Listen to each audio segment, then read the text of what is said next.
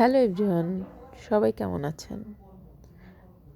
আমার আইডিতে এই প্রথম কোনো লং ভিডিও আপলোড করছি। এই ভিডিওটা কয়েকদিন আগের। গত 8ই মার্চ ছিল আমার জন্মদিন। তো জন্মদিনে আমার বাসায় যাওয়া হয়নি। বোনরা অবশ্য অনেকবারই ওই দিন বাসায় যাওয়ার জন্য বলেছিল, কিন্তু ওই দিন আমার অনেক বেশি কাজ থাকায় আমি আর বাসায় গিয়ে উঠতে পারিনি। সুতরাং আমার বার্থডে সেলিব্রেটটা ওরকম করে হয়নি। তার উপর আমার ছোটো বোন, যে আমার বার্থডে নিয়ে সব থেকে বেশি এক্সাইটেড থাকে, সে ছিল তখন আমাদের গ্রামের বাড়িতে। তো সে যখন গ্রামের বাড়ি থেকে আসলো, এসে ও আবার অসুস্থ হয়ে পড়লো অনেক। তারপরে একটু সুস্থ যখন হলো, তখন সে আমার কাছে চলে আসলো এবং এই যে কি নিয়ে আসলো সেটা তো দেখতেই পাচ্ছেন। কেক, ফুল, আমার প্রিয় বেলি ফুল। আমার সব থেকে প্রিয় ফুল হচ্ছে দোলনচাঁপা আর বেলি।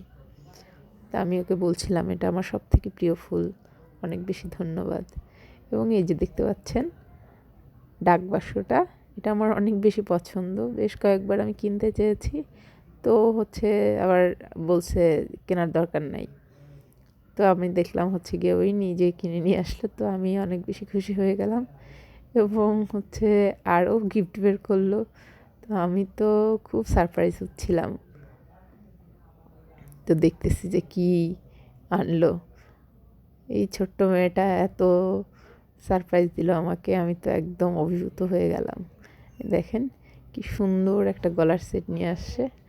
বললো সামনে পয়লা বৈশাখ আছে, কালারফুল, তো এটা বৈশাখে কোনো শাড়ির সাথে পরবি। ওকে ফাইন, তো আমারও খুব ভালো লাগলো। তো আমি বারবার বলতেছিলাম আমার পছন্দের জিনিসপত্রগুলো। ওরে বাবা, আবার দেখুন আবারও গিফট।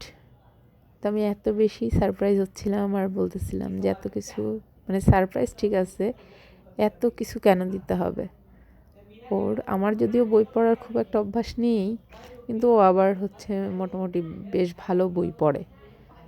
সো ও আমার জন্য বই নিয়ে আসলো, 2টা বই আনলো। তো পড়ে দেখবো। আমার বই পড়ার অভ্যাস একটু কম, দেখি এখন অভ্যাস করতে হবে। বাসায় অনেকগুলো বই কেনা আছে, কিন্তু সময় করে উঠতে পারি না। তো এখন দেখছি যে পড়তেই হবে। আমি তো অনেক বেশি হ্যাপি হয়ে যাচ্ছিলাম। তারপরে গিফট পেয়ে এখন কেক কাটার পালা। তো এই দেখেন, আমিও একদম বাচ্চা মানুষের মতো করে খুব এনজয় করছিলাম। একদম মাথায় ক্যাপ ট্যাপ পরে খুব এনজয় করছিলাম। সো আমি তখন মিস করতেছিলাম আমার বোনের বাচ্চাদের। বাসায় যখন বার্থডে সেলিব্রেট করে তখন ওরা একদম অনেক বেশি এক্সাইটেড থাকে।